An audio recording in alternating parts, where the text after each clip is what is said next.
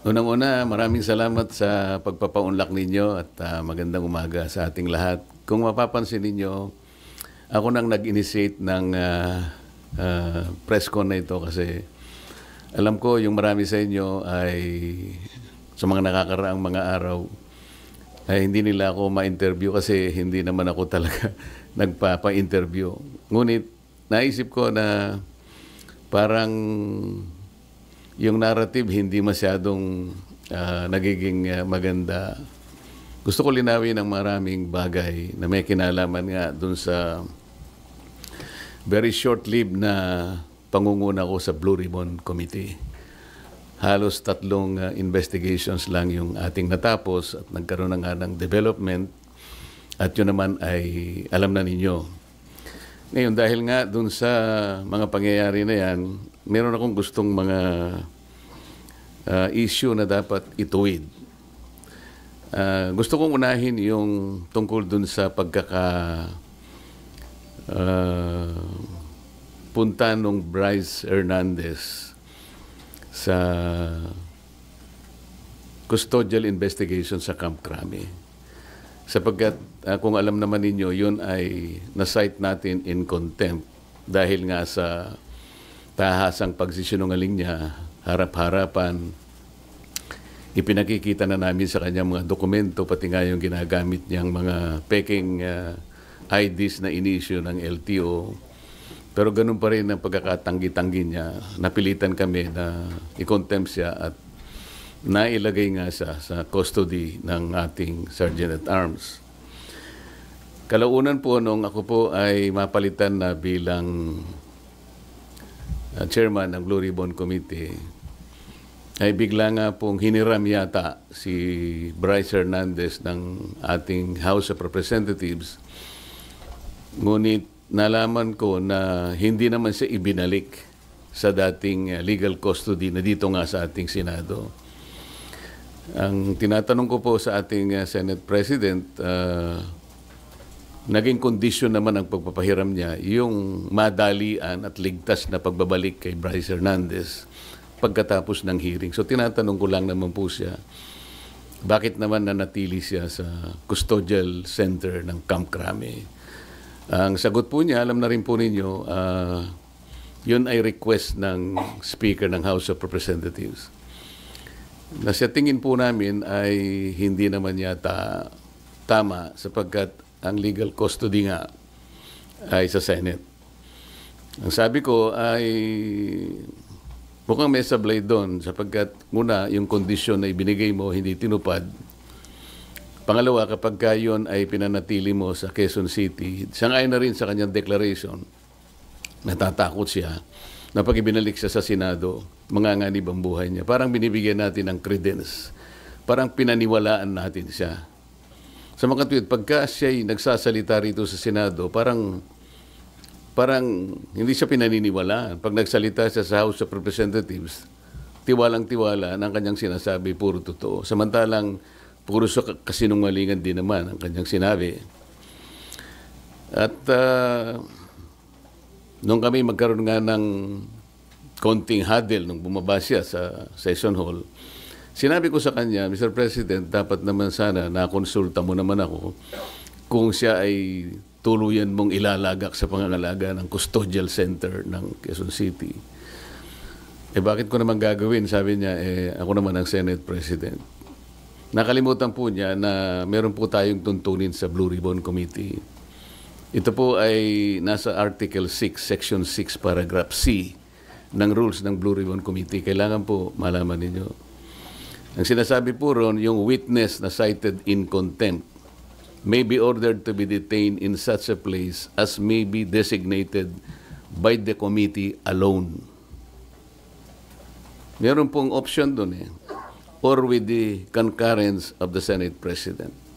Sa mga tweet, yun lamang designated place by the committee alone, sapat na yun Kaya ko sinabi, dapat kinonsulta mo ko. Kaya lang, sabi niya, napalitan ka na Bakit pa kita kukonsultahin? Hindi po Nung kinumit niya sa Quezon City Custodial Center, na-monitor ko sa bilyonaryo at sa ibang mga pahayagan, Inquirer,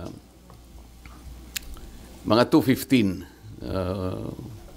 1:30 to 2:15 p.m. ang nakalagay sa mga dyaryo. For the record, nung ako po napalitan is about 5:24 in the afternoon. So ako pa rin ang chairman. So gusto ko lang linawin yun. Ang pangalawa po rito ay yung aking sulat sa DOJ na bilang nananatiling chairman noon ng ating Blue Ribbon Committee, nirekomenda ko po na siya ay makapag-apply sa Witness Protection Program. Sangayon po sa Republic Act 6981. Kasi po sinasabi rin po sa Section 4 na sinasabi na sa kaso ng legislative investigation in aid of legislation, yung witness po, upon his express consent, ay pwede siyang ma-admit into the program upon the recommendation of the Legislative Committee where his testimony is needed. So yun po yung aking ginawa. Ibig sabihin, lahat po ng aking ginawa na aksyon ay naaayon naman sa batas na umiiral. Provided that the recommendation is approved by the Senate President. Hindi nga po niya inapprove, kaya po yun ang tinanong ko sa kanya noong September 9 na po yata yun na nagkaroon kami ng session. O September 10 na po yata yun. Ang sabi niya, kaya hindi niya inapprove, nabasa niya yung sinabi ng SOJ na kinakailangan ng mga diskaya ibalik nila yung kanilang nakuhang hindi kanila. Yun ang magiging policy ng DOJ para sa ganon ay ma-approve yung kanyang aplikasyon under the WPP. Nagtaka nga po ako kung bakit ganon ang sinabi ng ating SOJ sapagkat linggo, isang araw bago pasimulan natin yung pangatlong investigation, nagkausap po kami. Pati yung kanyang deputy undersecretary, ang pangalan ay Jojo Cadiz. Nakausap ko yun ng mga ilang araw, siguro Biyernes hanggang Sabado. Sinasabi ko sa kanya yung maaaring merong lumabas sa mga contractors na kasangkot dito sa aming pag-iimbestiga sapagkat nagpapadala sila ng feelers na maaaring may magsabi and they will come into the open. So I was looking at the possibility of granting them provisional immunity. Ang sabi naman nung Yusek Cadiz, mabuti po kanya i-repair ko rin sa ating SOJ. Sabi ko, tama-tama yan. Hanggang sa araw nga ng linggo, nagkausap kami personal. At tahasan niyang sinabi sa akin, pwede yan, sabi niya sa akin. Alam niyo naman, si Secretary Boying Rimulya, matalikong kaibigan yan, matagal kami nagsama sa House of Representatives. So pinanghawakan ko yung kanyang sinabi sa akin. Alam mo naman kanya, ang Senado ay kabatakan natin yan, lalong-lalo na sinusulong natin yung Whistleblowers Act. Sige kanya, panindigan natin yan. So matibay po yung aking paniwala, malakas ang aking loob, kaya sumulat nga ako at inirekomenda ko nga na siya mapa sa ilalim itong mag-asawang diskaya sa Witness Protection Program. So ako'y nalulungkot kung bakit ginawa yon. Nagpahayag ng gano'n ang ating Secretary of the Department of Justice. At yun naman ang ginawang basihan ng ating Senate President na hindi nga niya pwedeng pirmahan yung aking sulat. Alam po ninyo, sa tamang pagkakataon, I'm going to confront the Secretary of Justice kung bakit niya sinabi yun. Sapagkat malinaw naman po sa batas. Ano po, kung titingnan po ninyo yung Section 3, isama na po ninyo yung Section 10 ng Republic Act 6981. Maliwanag po doon kung ano-ano ang mga requirements na kakailanganin para mapasa ilalim ng Witness Protection Program ang isang witness na nag-a-apply. hindi po kasama doon yung restitution na kanyang binabanggit na magbabalik ka pa ng kung ano-ano sa gobyerno. Unang-una po, nasa pag-iimbestiga pa lang po tayo eh. Kanino kukunin at paano i-determine yung halaga na ibabalik ng mga diskaya kung sakasakali? Wala po sa tuntunin ng batas. Ang ilan po sa mga requirements kung bakit ka magko-qualify sa witness protection. Iyon pong offense na kung saan kakailanganin ng testimony is a grave felony. Ito po kasi ay naharap nila dito kung sakasakali ay plunder. So grave po yun eh. Yung testimony po ay substantially corroborated in its material points. Sinasabi ng mga diskaya, meron po kaming dokumento eh. Dapat sana tuntunin nila. Meron po kaming mga ledger. Hindi naman nila inahanap kung nasa ng mga ledgers. Dapat yun ang tanongin nila sa mga diskaya. Ang miyembro niya, siya o ang miyembro ng pamilya up to the second civil degree by consanguinity or affinity ay nasa threats, tinatakot. Maaari silang mamatay. Maaari silang puwersahin, takutin. Ito po yung mga requirements lang eh. At hindi siya law enforcement. Sa Section 10 sinasabi rin ang walang ibang direct evidence na maglilink sa mga iba. Kung kakailanganin mo ang kanyang testimony, isa sa requirement yun eh. Na sila they are not the most guilty. At hindi pa sila na-convict ng krimen involving moral turpitude. So makikita po ninyo rito, yung restitution na sinasabi ng Secretary of Justice, na yun naman ang pinagbasihan ng Senate President, hindi po kasama sa requirements para lang ikaw ay makapag-apply under the Witness Protection Program. Bakit po bumaligtad ang Secretary of Justice? Ngayon po sinasabi ni Senate President, nagmamadali daw po ako na mabigyan sila ng Witness Protection Program. Yun po yung sinasabi ng batas eh. Pag hiningi nila with their consent, sapagkat nanganganib ang buhay niya, hindi ka magmamadali. Ilalagay ko po ba sa kamay ko ang kaligtasan ng mag-asawa na yun? Sila po ay nagkusa, gumawa ng salaysay. At kung malalagay ang kanilang buhay sa alanganin, sa peligro, sa kamatayan, hindi ko hihintayin na dumating yun. Gagawin ko yung katungkulan ko sa ilalim ng batas. Kung sinasabi nila nagmamadali ako, maaaring nagmamadali ako sapagkat yun ang kailangan para sila'y mailigtas. Okay.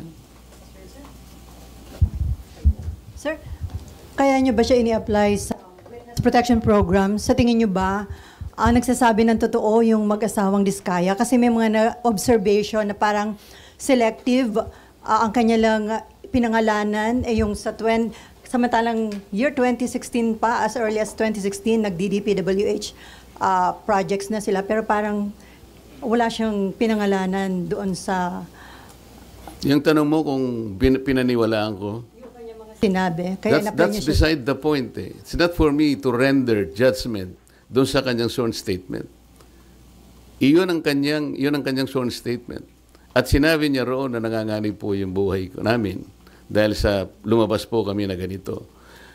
At bukod doon, bago siya gumawa ng isang sworn statement, minabuti ko para masiguro ko na talagang voluntaryo ang kanyang gagawin. Sabi ko sa emissary niya, pasulatin mo sa akin kahit na handwritten note na talagang voluntaryo niyang gagawin at kung bakit niya gagawin yon. Nasatisfy ako doon sa kanyang sulat. Kaya sabi ko, sige, sabihin niyo sa kanila, gumawa sila ng sworn statement. Hindi para sa akin na i-judge yung sworn statement. Ito will form part of the proceedings na pagdating ng araw, ito ay gagamitin po ng korte. Mahaba pong proseso ito eh. The Senate President already rendered judgment doon sa sworn statement. Dapat hindi po gano'n eh. Wala po kaming karapatan husgahan ang sworn statement ng isang taong gustong magpahayag ng kanilang saloobin may kinalaman sa pag-iimbestiga nito. Pero sir, yung decision nyo na gawin siyang state Hiningi witness, po niya yun. At nasa batas po na kinakailangang ibigay sapagkat nanganganib nga yung buhay niya sang-ayon sa kanilang pahay. Nakikita ko rin po, sa tahanan nila, pinagbababato sila. Ano po ang gagawin ng isang chairman ng Blue Ribbon Committee? sir, nakonsulta daw po ba yung mga miyembro ng Blue Ribbon o yun ay sariling decision nyo, sir?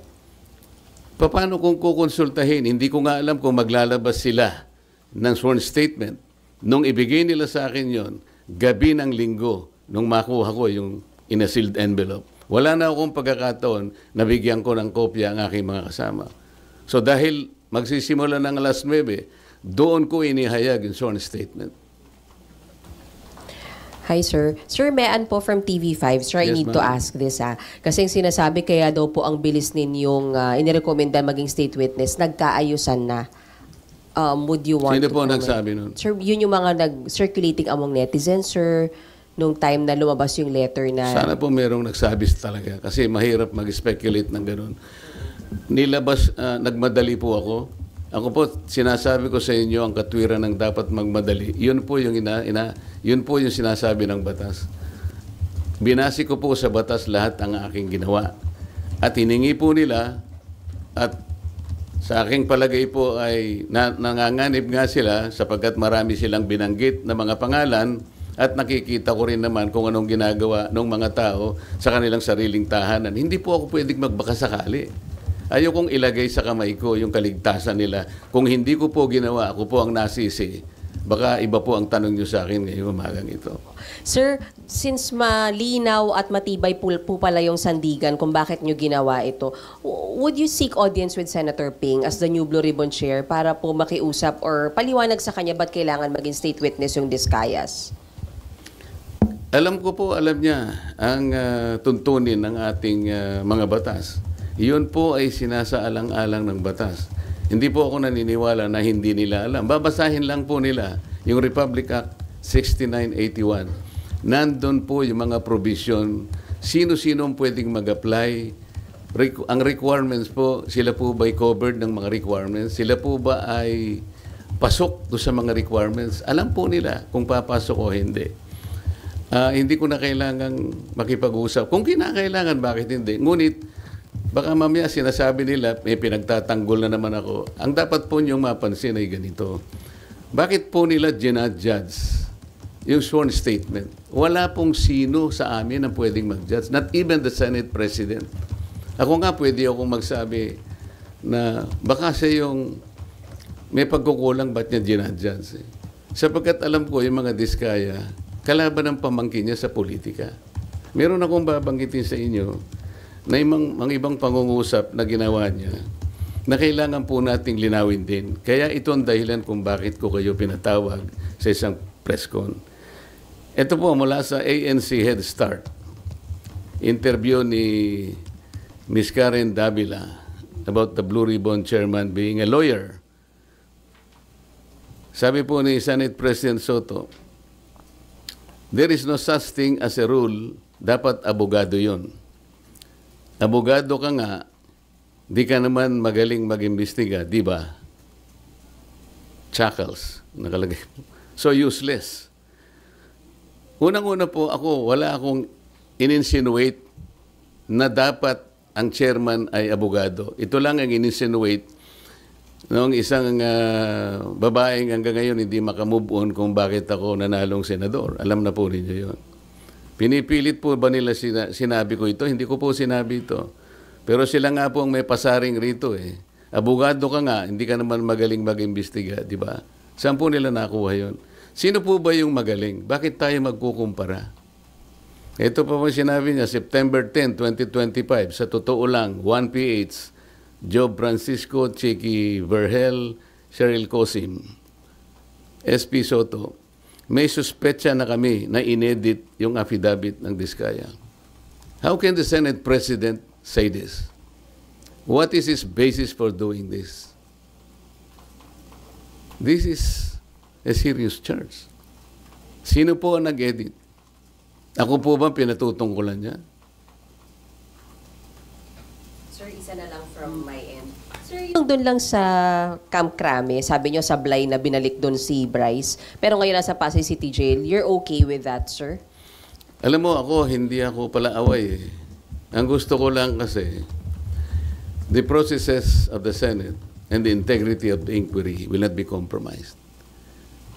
Ang legal custody nasa Senate. Ang kondisyon na binigay ng Senate President, ibalik sa Senado.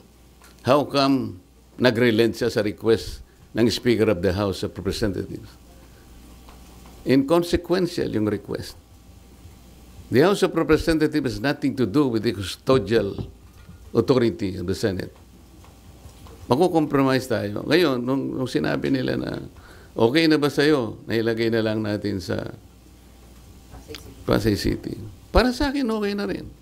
The Senate is under the jurisdiction of Pasay City. Para lang ma-preserve natin, a semblance of authority of the Senate cannot be compromised in any manner. Yun lang ang point eh. Ang dami po nilang sinasabi rito eh.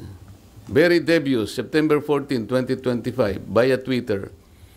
Wala pang hearing ang Blue Ribbon. Ano ba nangyari? Malalaman natin sa Blue Ribbon kay Senator Lacson, meron siyang investigasyong ginagawa tungkol dyan. Ibig ba sabihin, will they investigate the Discayas kung ba't sila gumawa ng sworn statement? Yun ba yung gagawin? Ito yung sworn statement ng tao. You have no right to question that sa Blue Ribbon Committee. Kung ano yung pinahayag niya, it is for the court to appreciate that. Pagdating ng tamang panahon. Pero para i-judge mo ito, para i-judge mo na inedit ito, o nagkabayaran dito, iba na po yung narrative nila. It is not good for the Senate na ganito po yung gagawin nila. Kami po, hindi ako nakikipagkumpara kung sino yung magaling. Kung sino yung gagawa ng tama, yun po yung tama, yun po yung dapat nating gawin. Kahit kailan, hindi po ako nakipagkompetensya kung ang pag-uusapan yung pagganap ng tungkulin bilang isang senador. Ang Blue Ribbon, wala na hong obligasyon na i-verify yung veracity ng sworn statement ng isang testigo. Kasi di ba binibet po yun bago para tanggapin or hindi? Kasi pwede magamit ang Blue Ribbon kung nagsisinungaling po yung witness. It is for the court to appreciate that. Kami po, kung ano yung binigay nila, tatanggapin po namin yun. Yun po yung risk nila. Ang usapan dyan, kaya mo ilalabas yan, yan ang totoo. Yan ay yung sarili mong, voluntaryo mong ginawa. Sila lang ang makakapagpasya nun. At pagdating po ng panahon, nakakailanganin lahat ang pag-iimbestiga niya. Sa tamang panahon, ang korte lang pong magbe-verify yan. Haharap sila sa korte. Ang korte po ang makapagpapatunay. In the final analysis, the court will be able to determine kung tama o hindi yung kanyang sworn statement. Marami pong paraan para yun po ay malaman natin. Pero hindi po ang Blue Ribbon, kasi po ang Blue Ribbon, kung titingnan po niyo yung tamang direksyon niya, in aid of legislation lang po ito eh. Pagdating ng araw, yan pong mga prosecutorial actions na yan, sa korte na po lahat pupunta yan. Kung makukumpleto po yung committee report, lahat po yan papunta na po sa prosecution at finally to the courts of law. Sir, kahit in aid of legislation, hindi ba may obligation kayo na alamin yung kung totoo lang, kumbaga yung mga sinasabi ng mga witness, di ba? Paano po namin, paano ko alamin? Sasabihin ko sa kanya, mali itong ginawa mo. Kami nga ang naging carrier sa kanila para lang tulungan ng Estado, para tulungan ng gobyerno. Kung ano po yung nalalaman ninyo, kasi hindi namin lahat magagawa ito. Kaya nga mayroong witness protection program. Sa akala nyo ba, mayroong magsasabi kung sinong mga senador at sinong mga congressmen ang sangkot dito kung wala kang gagamitin under the witness protection program? Sir, So, sir, paano yung in aid of legislation kung makakuha kayo ng informasyon na mali naman pala? Ang in aid of legislation po, ang tinitingnan namin, yung sum total po ng pagsasabi nila at pagdedeklara nila before the committee. Halimbawa po ngayon, para ipakita ko lang sa inyo, ano na po ang naisip naming legislative measures. Sa 3 hearings po na nagawa ng Blue Ribbon Committee. Halos 14 na po na legislative measures ang aming naiisip na i-propose. Unang-una, amendment to the Procurement Law, Republic Act 9184 as amended by Republic Act 12009. Ano po ang gagawin doon? Yung transparency and monitoring po, lahat ng mga magre-require ng digital geotagging, drone monitoring at satellite validation, kailangan na meron na po yan. May accountability and sanctions. Merong risk management na amendment po nitong ating procurement law. Number 2, amendment of the anti-graft law. Ito po ay mag-i-include ang additional penalty, perpetual blacklisting in case of corporations or entities involved in corrupt practices or plunder. Number 3, amendment to the contractors licensing law. Ito ng PICAB. Isasama dyan ang divestment requirement, conflict of interest, provisions, and penalties. Ito po, yan. Number 4, amendment to the witness protection law.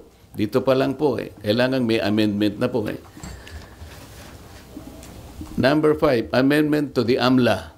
Nakikita po ninyo pati yung ating mga casino ginagamit na laundry areas na po yan.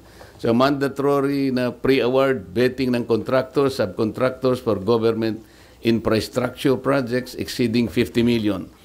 At marami pa po ito. Amendment to the Securities Regulation Code, RA 8799. Marami pong dapat na ayusin dyan. Katulad po ng mga yung Securities and Exchange Commission will require sworn ultimate beneficial owner in declaration to set up beneficial ownership verification and blah blah blah, pati yung PhilJeps, allowing SEC to coordinate with DPWH and PICAB. Number 7, ito po yung False Claim Act. Ito po yung writ of quitam na pwedeng gamitin ng isang ordinaryong tao ang kanyang power na siya na mismo ang maghabla. Dahil sa nangyari po na lalong lumaki po yung problema natin sa corruption. Imagine po ninyo, panahon ni Napoles, 10 billion lang ang pinag-uusapan natin. Anong nangyari po? Naging amateur po si Napoles. Ngayon po, 100 billions na po ang kinukulimbat sa ating kabangbayan. Kaya kailangan na po lahat ito. Number 8, Whistleblowers Protection Act. So, suportahan po natin ito. Number 9, Heavy Equipment Registration and Leasing Act. Number 10, kailangan meron po tayong Flooding Integrated Master Plan Act. Number 11, i-amend po natin ang Ombudsman Act kasi wala siyang masyadong ngipin. Halimbawa, i-amend natin ang Section 15 to include recovery or consideration made to any government official or employee regardless of the nature of their position, whether appointed or elected. Ito po yung isa pang maganda.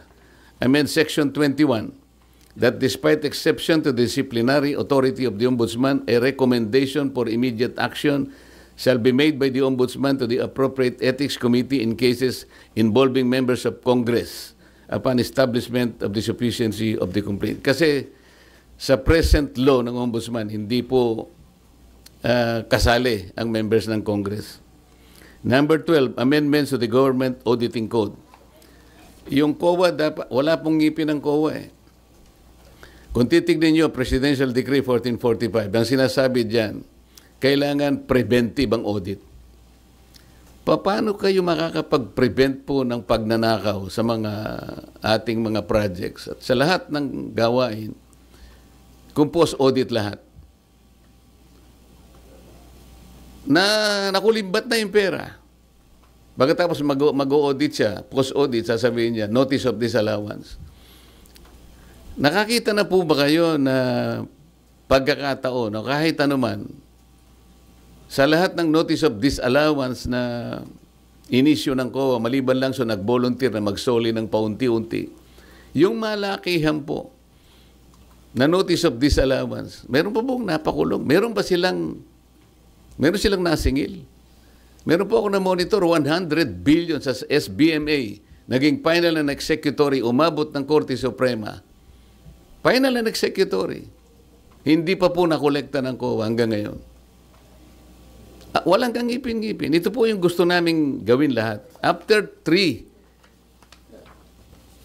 investigations, pati Civil Service Commission po, kailangan po nating i-amend na yung sinasabi ng 6713, yung Code of Conduct and Ethical Standards of Public Officials. Halimbawa po yung Section 8. Lagyan natin ng provision that the public has the right to know the assets, liabilities, net worth, and financial and business interests of any public official or employee, including those of their spouses or unmarried children under 18. Ito pa po importante dyan. However, public access of these SALN documents remain limited. Sa ngayon, kaya pinopropose natin that the SALN of members of Congress be made available to the public through the official website of the Senate and the House of Representatives. Para sa ganun, makuha nyo na kagad, hindi susulat ka pa. Kung ayaw niya, hindi mo rin makukuha. Very, very limited ang access po ninyo. Pang-14, i-abolish po natin yung River Basin Control Office. Ito po ay parkingan po ng mga pinoplot na mga opisyales na wala namang ginagawa. Isip-isipin po ninyo, 2006 nagawa itong opisinang ito under the DNR. Siya ang dapat mag-integrate ng ating 18 existing river basins in this country. Wala silang nagawa kahit isa. Puro pangwawaldas lang ng sweldo. Nagsusweldo na walang ginagawa. Ito po yung gusto namin gawin. After 3 hearings, 14 na po ang measures na naiisip namin na dapat nating isulong para sa ganun itong mga nangyayaring ito. Kahit papano, ma-address na po nating lahat. Sir, may sinasabi po si Senator Ping na imbes na WPP, why don't we consider legislative immunity daw po muna para pwede pa rin mag-tell all the Discayas and other witnesses pero hindi magagamit to laban sa kanila. Sayang naman yung batas, di ba? Ba't natin ginawa yung batas kung hindi natin? Okay lang yung sinasabi niya, pero ito batas na ito eh. Wala namang kasiguruhan yung legislative custody. Samantalang ito batas na umiiral. Ba't hindi natin paganahin?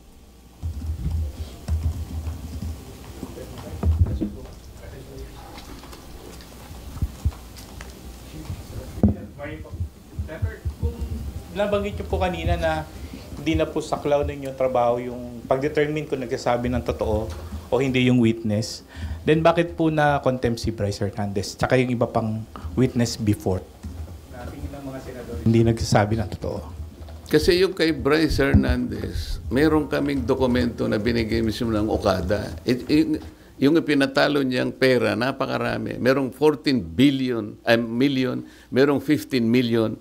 Tapos meron siyang ginagamit na isang ID na in-issue ng LTO. Litrato niya pero ibang pangalan. So, sinasabi namin, hindi ba ikaw ito? Ito yung ipinanalo mo, ito yung pinatalo mo eh. Wala po akong alam dyan.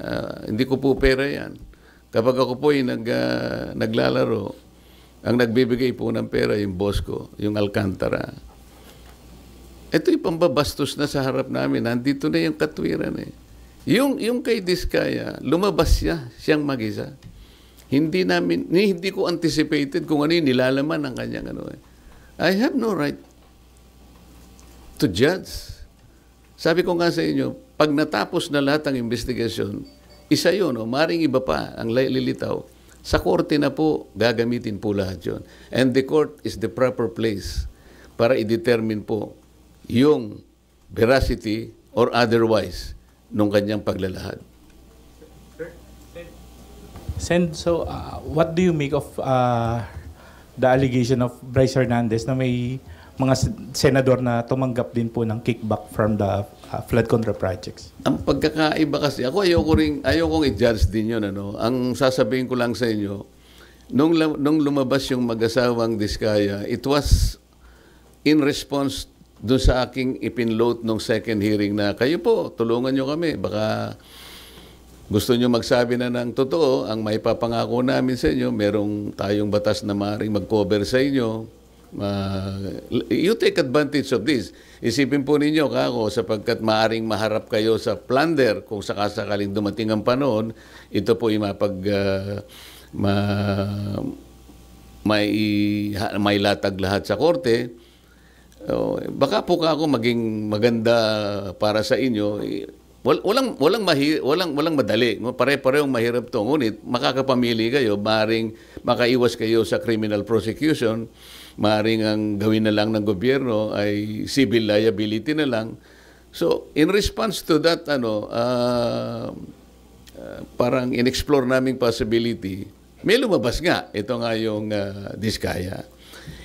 Ang totoo nun, mayroon pa nga gustong magsalita pa, pero ang sabi ko nga sa kanila, mag-unahan kayo. Kasi kung halimbawa, ma-establish na namin na ito'y sapat na, hindi na namin kailangan yung iba, di ba? Kasi isa sa mga requirements ay yung masasubstantiate yung mga in material points, lahat ng mga premises. Kung na-establish na halimbawa sa magitan nito, kalabisan na yung iba pa. Kaya namin pinload yun. Ngayon, yung paglabas ni Diskaya, hindi siya under custody eh. Di ba? So, inaakala namin, voluntary talaga. Tsaka sumulat siya sa akin, talaga bang voluntaryo. Inamin niyang voluntaryo sa sarili nila na gumawa ng pagsasalaysay. Samantalang si Bryce Hernandez, under sa custody na siya ng Senate eh. Sa palagay mo, voluntary pa yon? Ako sa akin lang. Gusto kong ibalik sa inyo, voluntaryo pa ba yung kaya ka, nandun ka na eh, gigisain ka na naman ng House of Representatives eh. At meron nga mga nag-text sa akin na mga ibang tao na tumutulong sa ibang mga partido. Meron daw mga congressman doon na nagsabi o nagsasuggest, maglaglag ka na rin ng mga senador para hindi kayo makontempt. So, malalagay sila sa pressure eh. So kung tatanungin mo ako, palagay nyo ba kapani-paniwala? Hindi ko alam. Pero kayo ang makakapagsabi, alin ang mas magandang sworn statement? Yung hindi ka pa under custody o yung under custody ka na? Doon masasalamin mo ngayon kung alin ang mas voluntaryo. Alin ang mas totoo. Sir, hindi ba, Senator, mahalaga din yung ma-determine yung credibility ng isang nag-a-apply na witness? For example, itong Diskaya, si Sara Diskaya, pating asawa niya, they have been denying before that they own more than one company. Sabi niya yung Alpha and Omega lang yung kumpanya nila. Pero later on sa Blue Ribbon, inamin po nila na siyam yung pagmamayari nilang kumpanya. Alam mo, yun nga ang korte nang magdidetermine nun later on. Kami, nahangga lamang kami doon sa paggawa ng batas sapagkat ang aming direction is always in aid of legislation. Gusto kong malaman ninyo, there is a distinction between police investigation at saka yung investigation in aid of legislation. Ayokong magbigay ng insinuation dyan, but hindi ako marunong sa police investigation dahil hindi ako police.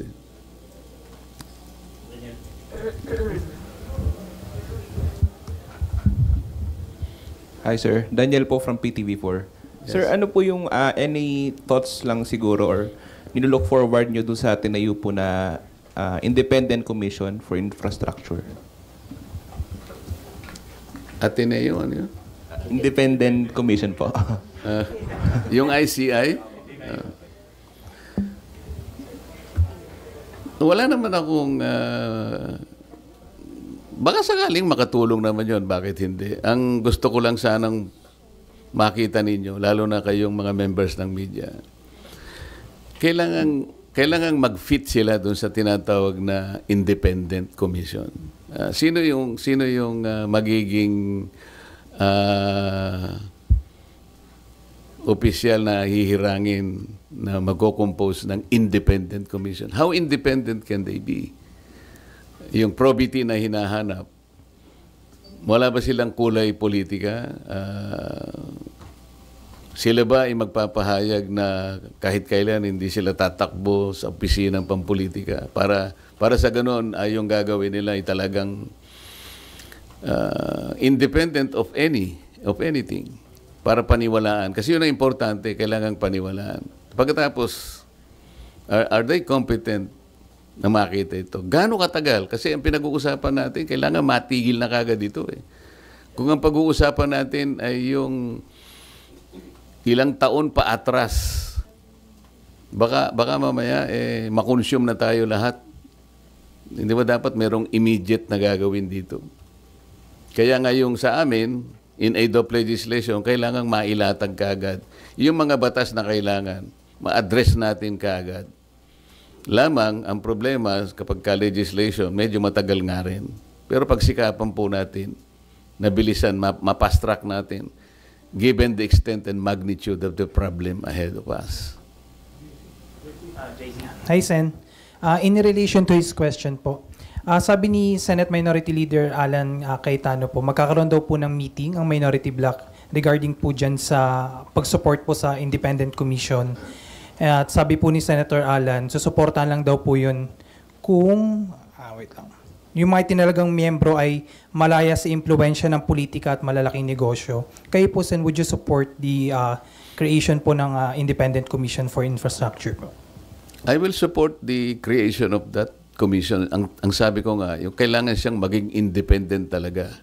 Kagaya ng ipinahayag ni Minority Leader Alan Cayetano, tama lang talaga na makita talagang independent sila para maging malinaw, katanggap-tanggap yung resulta ng kanilang investigation. Otherwise, malalagay na naman tayo dun sa kalagayan na ipagkikibit balikat lang sapagkat napolitika na naman tayo. Nag-meeting na po ba ang minority bloc o magmi-meeting pa lang po para pag-usapan po yan? Nakita ko sa thread, magmi-meeting pa lang kami. Pupunta ako mamaya. Ano oras, sir?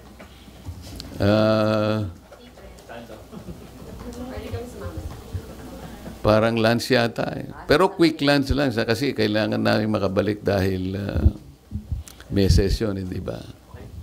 Sir Mav Gonzalez po, GMA. Sir, may we get your comment lang po, ibabalik na daw po sa Senate si Bryce. Ano ka mo? Ibabalik na po sa Senado si Bryce. Oh, hindi maganda. Talaga naman dito sa dapat eh. Sir, what do you think prompted this? What do you think prompted this po? Hindi ko alam. Baka naisip nila na talagang dapat sa Senado talaga.